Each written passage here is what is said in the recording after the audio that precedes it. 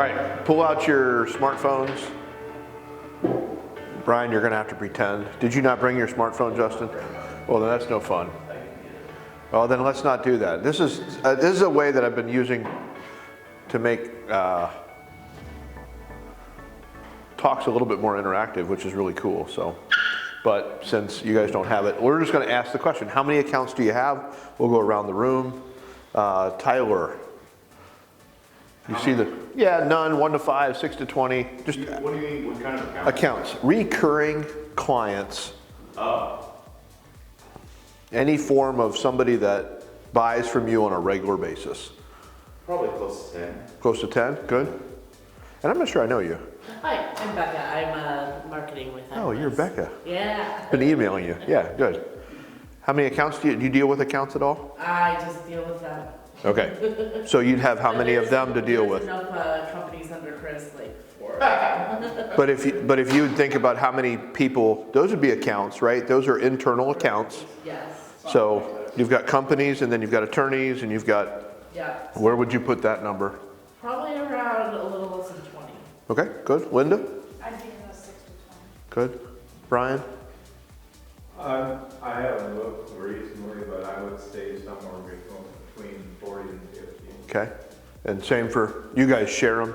Yeah. Good. And Chris? Annually, we have about 400 recurring accounts. And how many would you deal with? Like, what would you think of as your accounts? Like, what number? You'd probably think of your attorneys or your employees. I mean, that's the whole team as a firm has about 400. 1/3 of our accounts that come in annually are somebody who's already used the firm. Gotcha. So it'd be a reoccurring. And then for you personally, would probably be your employees. Yeah, so 10 to 15 of attorneys Okay. that I'm dealing with on a regular basis. Okay, good. All right, that's what I wanted there. So what I'd like to do is share my lessons learned from the last decade. So April of 2014, I switched careers and jumped over to helping people grow sales, and think about that. And before I get started, what I always ask before I do this type of talk is, well, I'm gonna ask you not to judge me, right? So, and the reason I ask you not to judge me, because for the first, I don't know how many years, this was me. And I didn't realize it at first how much I chased my tail, but a lot of the things that I'm gonna share from today are really from me chasing my tail when it comes to, dealing with a customer, a recurring account, whatever it is. And I didn't realize in the beginning of my business, I was really good at going and getting accounts, but what I was struggling with is actually keeping the accounts. And there was a lot of things that I was realizing I was doing wrong. I was getting the wrong types of accounts. I wasn't saying no when it wasn't a good fit long term. I didn't know how to recorrect inside the account. There was just a lot of things that were wrong. So my deal with you is that if you are willing, if not to judge me, then I will do the same thing back, and I will not judge you in your business, in your account. That way this can kind of be a judgment-free zone. There's no judgment on how you run your business. Every one of us has room to grow. And so with that, I'm gonna jump in. If you grab your, there should be your piece of paper in front of you. These are just gonna be my top 10. You can stop me, jump in at any point, ask questions. Otherwise, I'm just gonna kind of crank through.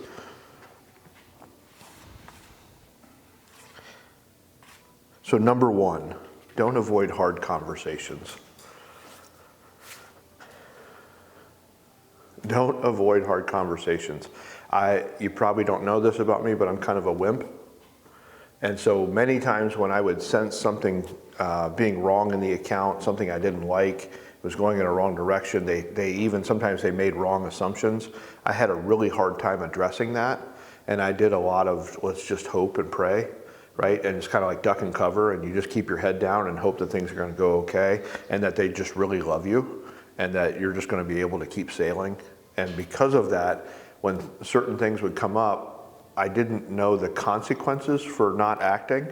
And so then hoping and praying would eventually end up in, they would, well, if you've ever been awkwardly fired, that's kind of what would happen, is because we had a relationship, I'm there trying to help them, but they're not excited about the relationship anymore.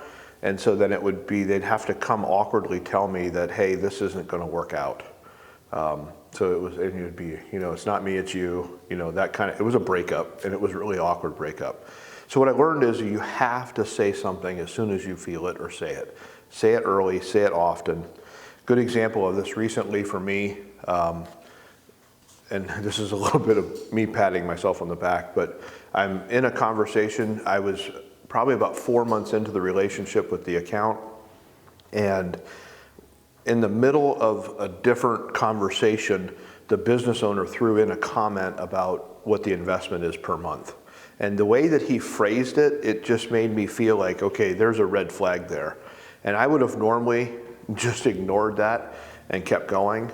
But I made a note when I left the meeting, because it wasn't appropriate at that moment, made a note, and I just said, okay, I'm going to deal with that. The next time that we were together, when we sat down on the agenda, I just mentioned, hey, I caught what you said the other day about the investment, and I thought we should just grab 5-10 minutes and discuss it.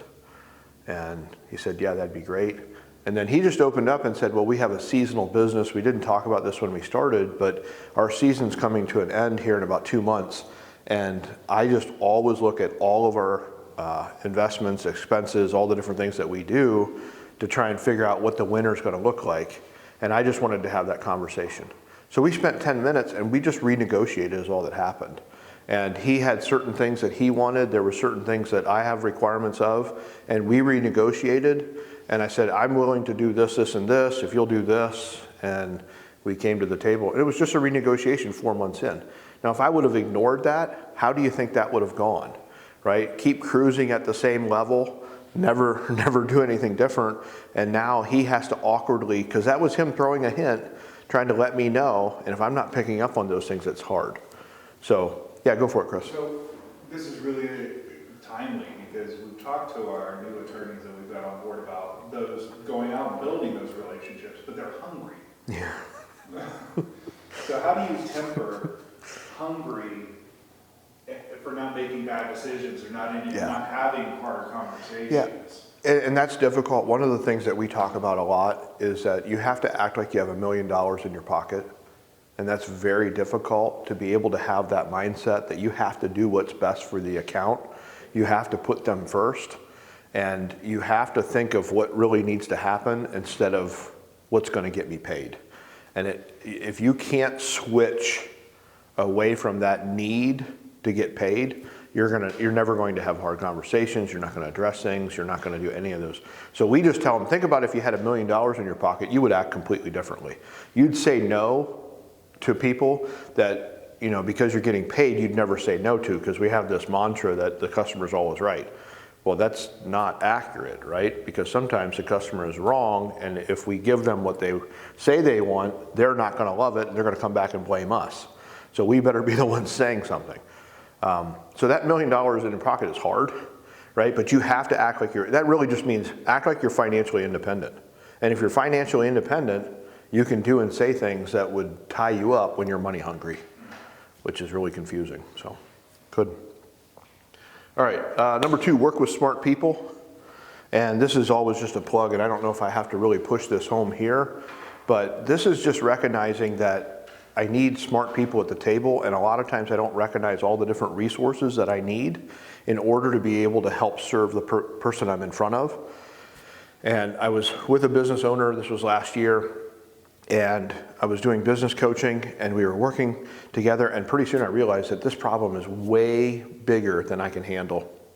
And just the situations we were in, I didn't have experience in, I didn't have knowledge, and I just started to tell the business owner, look, we have to get smarter people at the table. We don't have enough people here, you're not reaching out, I can't be the only source that you have. And so we started putting a list together of all the different areas that we need expertise in. So he started working with his accountant and spending more time with his accountant. And they started with quarterly meetings. They'll probably end up at two to three meetings a year. But right now they're on quarterly meetings where they're spending time going over their numbers. After we started networking with other business owners inside of his industry to be able to gain resources there, he started to attend conferences. And then we also found another expert that helped with costing. to be able to come in. And I still think that there's 2 or 3 other people that are missing. You know, attorney is a big deal.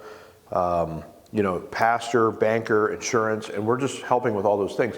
And I say work with smart people, but really what another part of that is actually get people around the table that can benefit that person.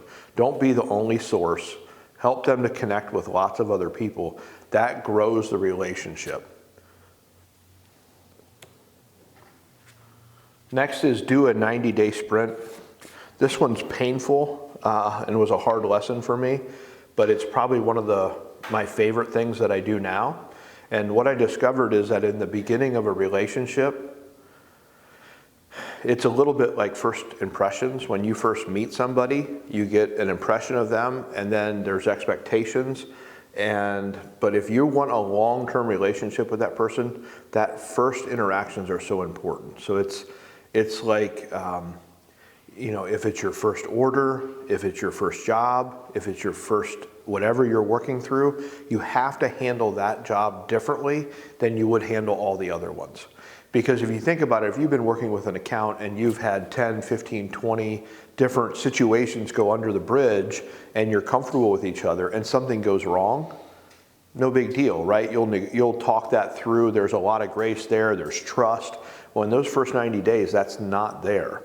So it's important to do a 90-day sprint and really think about when you onboard somebody new, what does it look like to spend a lot more time than you would normally?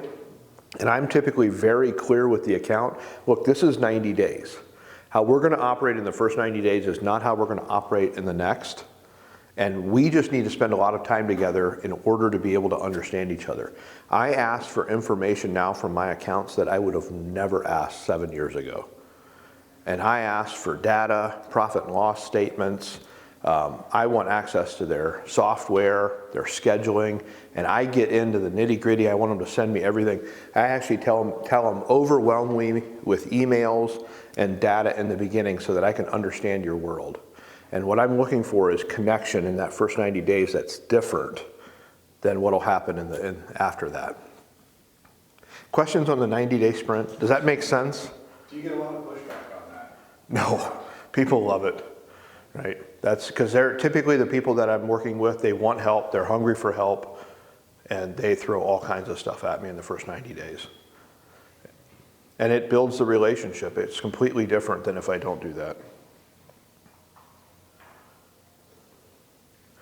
Create company policy.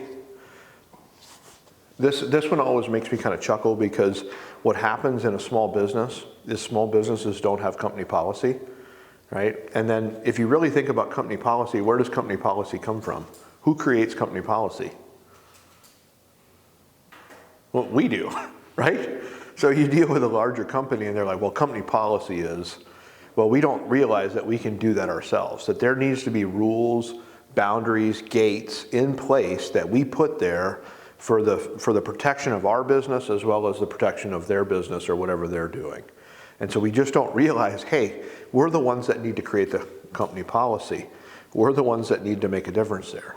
So at the Ruby Group, when I first started, there was 4 people selling.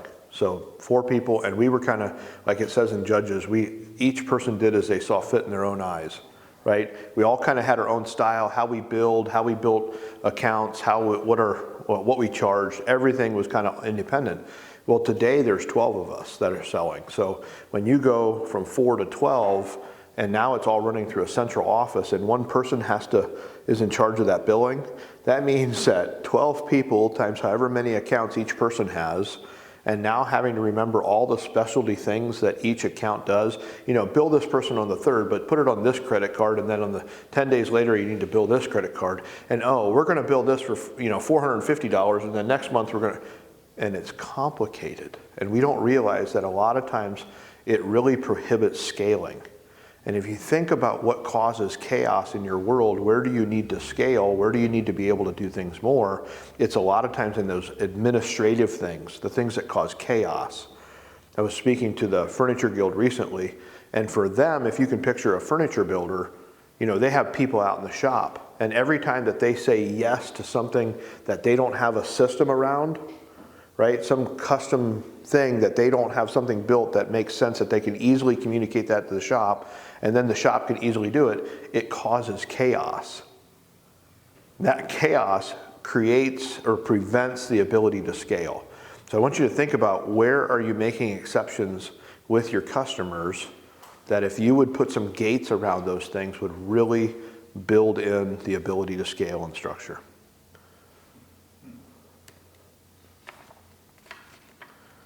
Have quarterly business conversations. Every 90 days, something significant is happening in your customer's world. Every 90 days, something is changing drastically. I gave the example previously about the owner that said, hey, we're coming into the slow season, right? Cash flow goes down. But something like that is happening. If somebody key is leaving, an account is changing, there's some kind of business tragedy, something happens. So if you're not having business level conversations with your accounts every 90 days, you're missing out. And when I say business conversation, I am not talking about the work. Because the majority of times, even if there's an account that I talk to 2 to 3 times a week, typically that 2 to 3 times a week is we're talking about the work. We're talking about whatever the job is or whatever the detail or whatever we're going over. And what we have to remember is that's kind of in the nitty gritty and the details. And we have to be able to step up and out and be able to talk about where the direction of the business is going. How was the last 90 days? What happened in the last 90 days that we didn't like, that we did like? What's the next 90 days going to look like? If I'm dealing with somebody that's selling things, I should be asking, how was sales in the last 90 days? Was it where we need it to be? If I'm looking forward, what are we forecasting for the next 90 days? What are the things we need to be aware of? What's changing? This is also a great opportunity to say thank you. And I want you to think about how often in the course of a year do you actually say thank you to your accounts? When's the last time that you actually said, hey, thanks for what you do. Thank you for being a customer. Thank you for choosing to work with me, right? Saying something appreciative. That quarterly business conversation is a great example. I typically encourage people to get that on the calendar and actually schedule that. So that's either a phone call, a Zoom, or the best is actually a lunch. And if you can take that business leader out, or whoever that account manager is, who's ever in charge of that, and the higher up the totem pole you go, right? So if you're dealing with somebody that's, you've got the deal with somebody here and there's somebody up above them, you should probably be hitting all of them. So I have one account in that this was a hard lesson for me, that the many levels, right? So salespeople, regional managers, VP of sale, owner. So there's 4 levels that I'm dealing with. And very quickly I was dealing with the VP of sales and we started to put quarterly business meetings on. And we identified really quickly in the meetings, I would say, hey, this, and this is that. And he'd say, tell the regional manager. Well, I didn't have a meeting on the calendar with the regional managers. So that was something that we had to identify and actually schedule and put on the calendar so that we would have that extra communication loop. So just be thinking about the different levels that you're communicating with, and then who do you need to have that quarterly business conversation with. Use business intelligence. That's just a fancy way of saying data. And too many times we just don't spend time analyzing the data. We don't record it, we don't report it, we don't keep track of it. And this is one of the most important things that we do, is keeping track of how many times do we do something and then sitting down to analyze it. Because I have extremes. I have people that kind of have a feel for where they're at, and if you actually ask them the question, they could probably give you a gut instinct, but they don't have it on paper. Or I've got people that are recording it, but they don't total it. So they're just recording it on a regular basis, but they never take the time to sit down and look at what the totals look like. And when you analyze a week, you analyze a day versus a week versus a group of weeks, right? A month. Versus a group of months, a quarter, versus a group of quarters, a year, you're going to see different numbers. And it's important to sit down and look at those and be able to analyze, okay, what's going on in the business? So this is one of the biggest things that I actually help accounts with, and then I do for myself, is just look at the numbers, spend time with it. And some people are very comfortable with this, and then you usually got the other extreme that, oh, I don't look at that at all, right? So thinking about your profit and loss statement, thinking about your balance sheet, thinking about your cash flow statements, thinking about your checking account, thinking about annual revenue, sales numbers, like how many jobs you're working on. There's so many of those things that you should be analyzing, looking at. You can look at how many hours you work a week. You can look at I'm sure, Chris, you probably have all kinds of different numbers that you guys look at, right? That's how a business owner thinks. But a lot of times an account manager isn't thinking about that, right? Or if you don't have somebody specifically in charge of that and you're the business owner, you probably are so busy doing the work that you never think about it thinking from a business owner perspective. But use business intelligence. How do you talk to accounts that struggle to have those conversations? Maybe they're, I don't know, concerned for whatever reason, fear, pride, whatever it could be, don't want to engage in the analysis of their own data. And how do you get them to do that? How do you help them overcome whatever head trash is in the way that's preventing them from measuring? And that's where I'm coming at it from, is the struggle to get them to want to measure, because there's failure associated with measuring, and confronting the potential of failure. So if they don't set it, they haven't failed. Yeah, and this is what's hard, and every one of us face this, where we call it head trash. We have all these decisions that we've made about something without any data, and because of that head trash keeps us from acting. And really what you have to do is find a way to act. And so typically with somebody like that, we're working with them to find out what's a small action step that we can take to help move forward.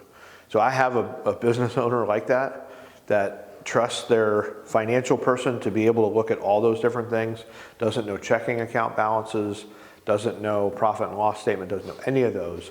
We have been working step by step for that person to be able to move forward in that. And it's like pulling teeth, right? And I'm not forcing them. What I'm doing is getting agreement on what we should do and what the next step is, and then just being able to help them, hold them accountable and help them execute.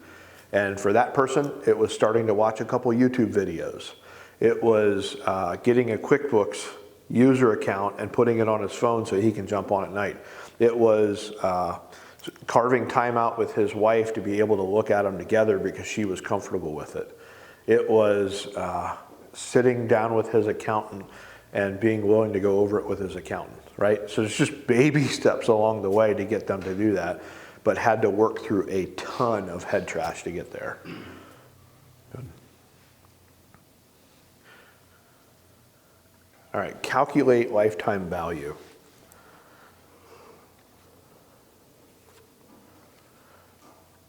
So we underestimate and undervalue sometimes what a customer is worth.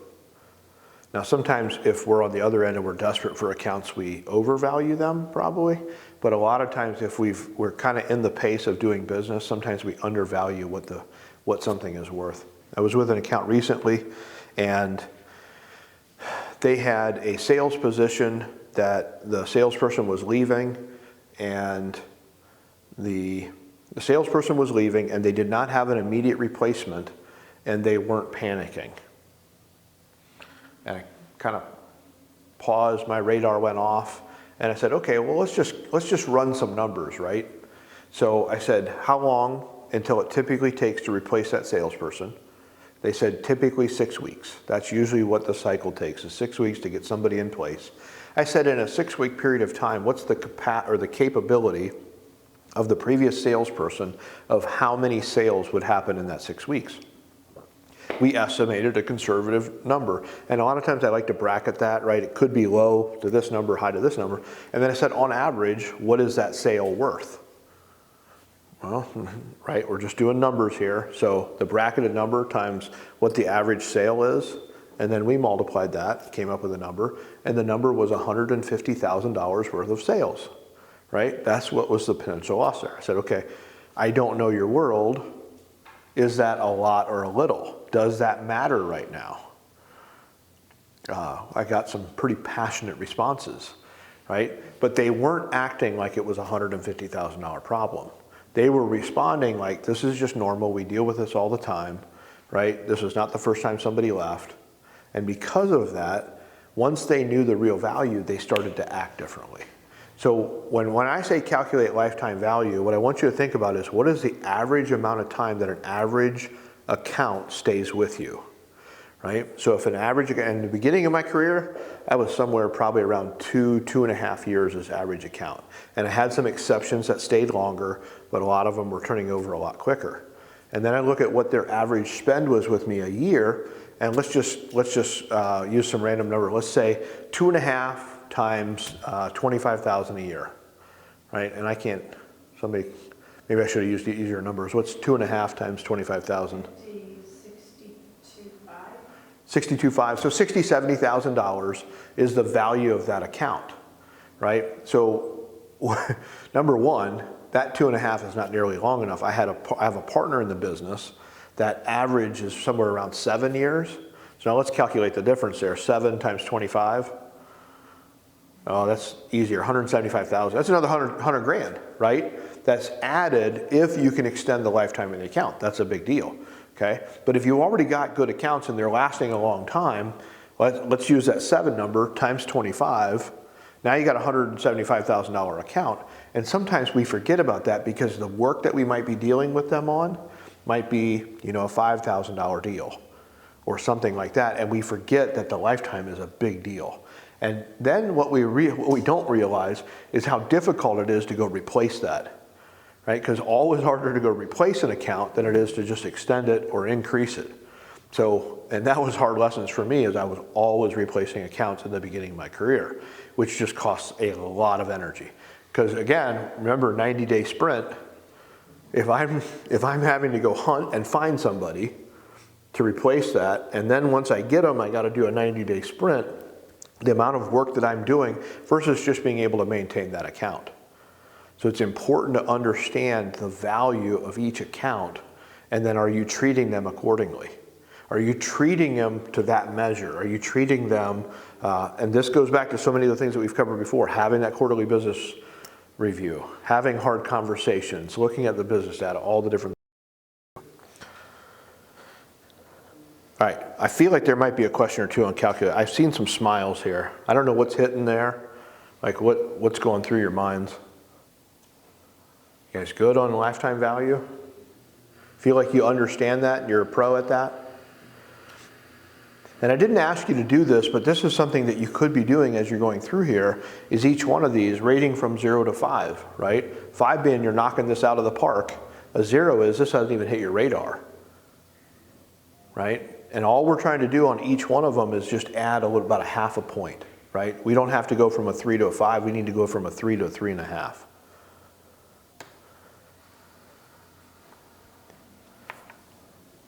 All right, categorize your stores. That really is categorize your accounts. Categorize your accounts. And really what I want you to think about is two different, if you had to take every account that you have, you could put them into one of two piles. One pile would be keep, and the other pile would be expand. And basically there's criteria that goes into whether it's a keep or expand, right? And keep is defense and expand is offense. So if it's a keep account, it is an account that is profitable, which means that it makes sense for your business and you make good money off of it. There's not a lot of nickel and diming going on. It's a win-win account on both sides. They pay on time, right? You don't have to chase them down every single time there's a payment. You're getting the wallet share of their business, which means that this is an account. You know how sometimes you get an account and you think, okay, if I just get this piece of business with them, then I can get more because they've got a lot of other things that they're doing. But what ends up happening is you get that small piece of the business and then it never grows from there. And you're not always getting the best part of the business. In other words, they're giving you kind of the clunky things instead of all the different things. So we think of that as wallet share. So a keep account would be, I'm getting all the business that I want from them, right? There's not extra business that I don't want. Easy to work with, right? It's a win-win on the relationship. You like working with them. There's not relationship issues.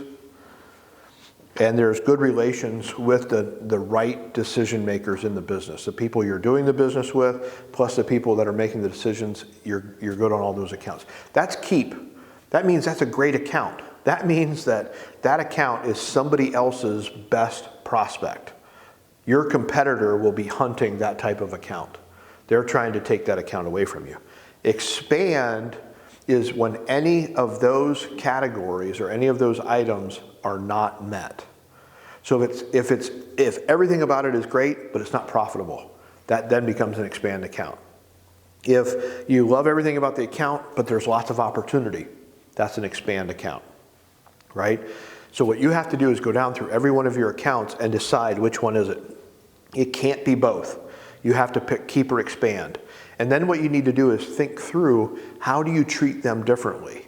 You're going to treat a keep account that you don't want to go away, you want them to last 7, 8, 10 years, differently than the account where you need to grow or change something, right? And maybe you need to do a 90-day sprint. Maybe you need to go in and have a hard business conversation. Maybe you need to go analyze the data, right? But that's something on the expand side that you're going to do something different.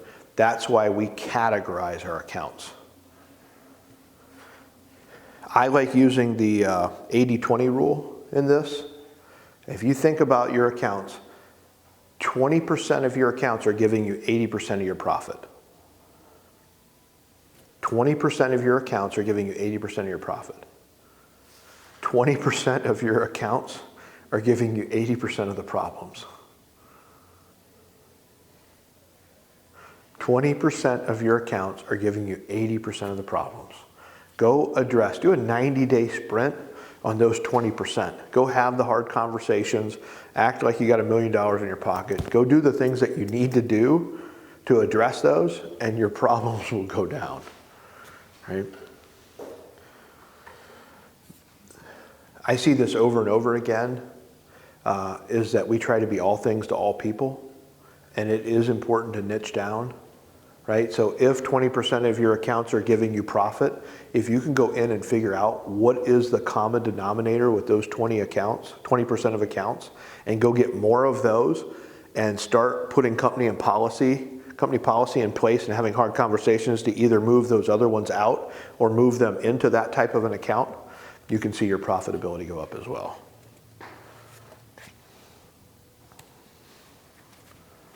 Take notes.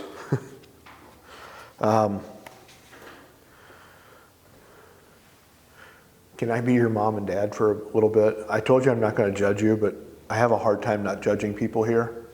When I was, I wonder how old I was. I was probably 25 years old. And I was working for my older brother. And I would walk into his office and we'd talk about what the work needed to be done. And then a week later, I would walk back in and he would ask me a question about the work that he'd given me. And I would say, oh, I forgot about that. And then because he's my lovely older brother, I don't know if he threw something, but he got really upset at me.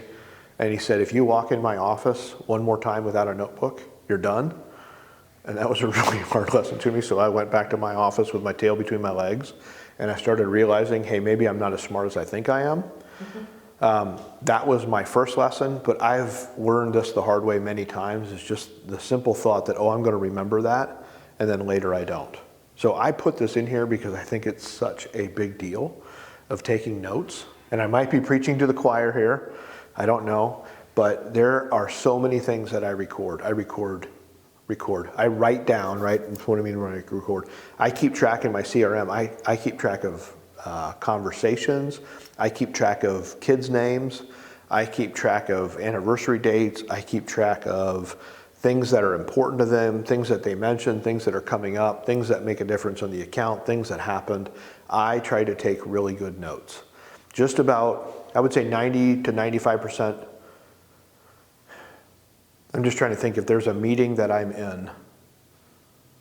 I don't know if there's a meeting that I go into that I don't have some form of a note, right? Something that I'm writing down or recording, and I have worked really hard to stay organized at that so that I can find it at a moment's notice. Because in the beginning I'd take notes and then I couldn't find it, right? And not being able to find a note it's the same as not taking the note, right? So being organized, being able to find it. But I would just encourage you, you're not taking enough notes. You're not recording things about your account that are important. You're not writing down the important things. You're not writing down conversations. You're not creating to-do lists. You're not doing enough on those things. So judgment over. We can move on. Boots on the ground. This is a military term. Get boots on the ground. That just means that, once the army has showed up, they're there. But the other place I like this from is the book of Joshua. Joshua actually, he's in the promised land. They've moved into this new territory that they're going to take over. And he sees an angel and he asks the angel, are you for us or against us? And the angel actually tells him, anywhere that I'm for you, and anywhere that you put your feet, I'll be with you, right? So it was a statement to Joshua to know that wherever he walks, he's going to own that land. And what I like to think about this is getting boots on the ground with an account is actually going to their place and actually being in their world. And I have a lot of accounts that come to me, and I have a lot of people that come to me, and then I know I have accounts where they go to where the work is, right? But there's not always times that they actually go on site and they go see that person's world. There's something different that happens when you're in somebody else's space. They're going to share things with you that they would not typically share if you were always outside that space. You're going to see things that you would not see otherwise. Now, I think the same is true. I think if you're always at their place, they need to do the same thing for you. They need to get boots on the ground in your world, right? And we have to be able to go out. Now, I'm a big proponent that if I can have people come to me, it saves a lot of time, right? Because it just makes a difference. But there is a value of being at their place as well.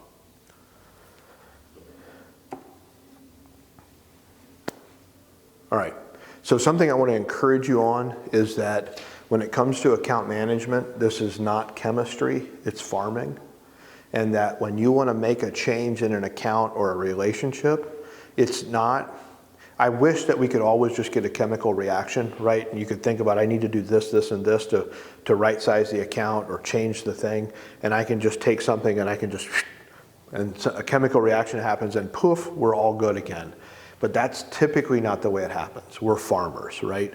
Which means that if I'm in a relationship and I want that to grow, or it's shrinking, and I need to go make those changes, the seeds that I'm going to plant in that relationship, the changes I'm going to make, the weeding that I'm going to do, the watering, all those things take time and a season.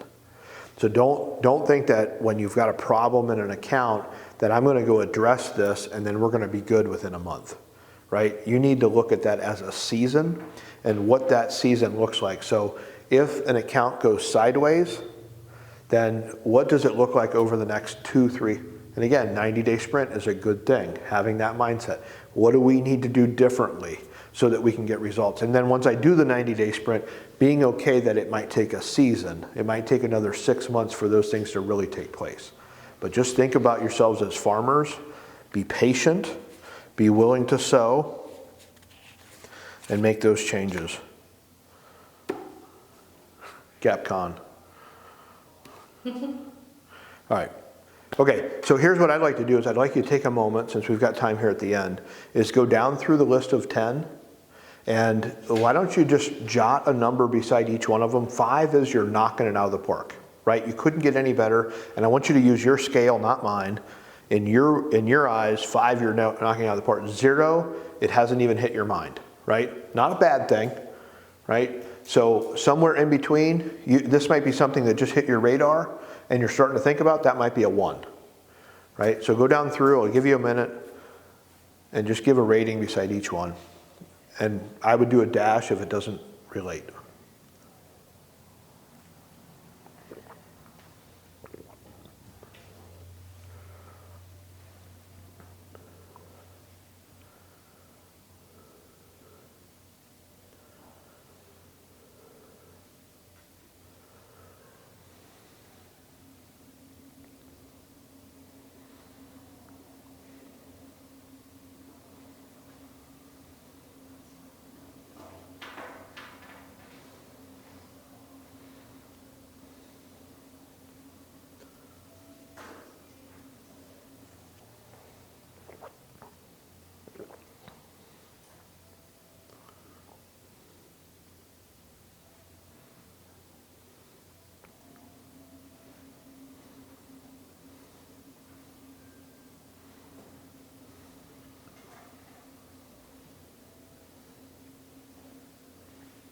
We good? All right. Who wants to share their top one or two that they need to work on or would like to change? Becca? Categorize your accounts and like raise it up. Like, that would be a great thing to do is just list all my little people and what we're doing for them and what I need to work on. Good. And then the 90-day sprint would be a good thing. Good. And it's weird, like how many people I work with that don't take the time to just list that out. Like it's not, once you do it and think about it, it's genius, but it's so basic that we don't do it, right? And so many times in our world, basic is really what solves things. Like just doing the basics, right? Not complicated, but important. Good, thank you for sharing that. Somebody else? I would say for me, taking notes. I've found that I can be in a conversation with Brian about a certain building we're drawing, and then I go back to my desk, and I sit down, and maybe it's 15 minutes later, and wait, I forgot to put that down, or there's something I'm forgetting, and Yeah. I have to go back and ask. So maybe be more intentional with taking notes. Yeah, it's interesting, right? Building a system like that, because I think you could just, as you're doing this longer, you could probably get to the point where you can train your brain that you can remember those things, but you're limited on how much you can do, right? So with the capacity you have now, I don't know how many jobs you work on, maybe let's say 8, right? You could get to the point where you can keep track of 8, but you can't scale, right? Because your brain is limited in what you can do. So if you build a good system and you always take those notes, what are you really capable of? You could keep track of 100, right? Because there's no limitation because you're not keeping it here, which is limited with how much you can do. This is unlimited, right? So building those systems is so important. Good, somebody else? I'm curious about how number 3 is going to fit in, 90-day sprint. That one caught my attention, but I'm not sure what to do with it yet, so. Maybe you would have to stop sprinting to be able to do a 90-day sprint. Maybe. It's good. But on an individual level, with each person, each attorney, what that would look like. Yeah. So that one caught my attention.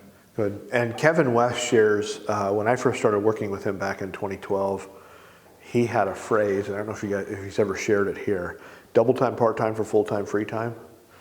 And the first time I'm like, well, Kevin, what? Double time, part time for full time, free time. Have you heard him say that? Yeah. Yeah. Double time, part time for full time, free time. It's a 90-day sprint. And all he's saying is that you're going to be double time, you're going to put in extra effort for part time so you can get back to full time and free time.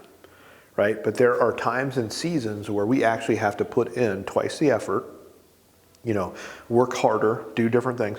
I mean, can you imagine if a farmer's like, look, I don't buy into all that. I work 40 hours a week, right? Now, the difference between me and other farmers is I work all winter, right? I work all winter, right?